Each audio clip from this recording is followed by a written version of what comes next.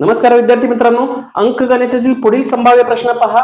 9400 रुपये P, Q आणि R या तिघांमध्ये 1/3 ला, 1/4 ला, 1/5 या प्रमाणात वाटले तर यामधील क्यू चा वाटा किती रुपये असेल? पहा, दिलेलं प्रमाण किती आहे? 1/3 ला, 1/4 ला, 1/5.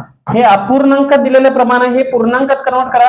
यासाठी इथं 3, 4 आणि 5 हा जो छेद आहे तो समान करायचा म्हणजे यांच्या तिघांचा लसावी काढूया. 3, 4 आणि 5 यांचा लसावी 60 आहे. 3 चोक 12, 12 पंचे 60. क्रमाने येणाऱ्या तीन संख्या असतील आणि त्यांचा सामायिक अवयव जर एक व्यतिरिक्त दुसरा नसेल तर त्यांचा लसावी म्हणजे त्या संख्यांचा गुणाकार. 3, 4 आणि 5 चा गुणाकार 3 चोक 12, 12 पंचे 60. आता 60 येण्यासाठी या छेदाला 20 ने गुणावं लागणार म्हणजे अंशालाही 20 ने गुणा. या छेदाला 15 ने गुणावं लागेल म्हणजे अंशालाही 15 ने गुणा आणि या छेदाला 12 ने गुणावं लागेल म्हणजे अंशाला 12 ने गुणा. म्हणजेच पूर्णांकातलं गुणोत्तर येईल 20 × 20 ला, 15 × 15 ला, 12 × 12. छेद तर सगळ्यांचं 60 झालंय आणि म्हणून पूर्णांकातील गुणोत्तर 20, 15, 12.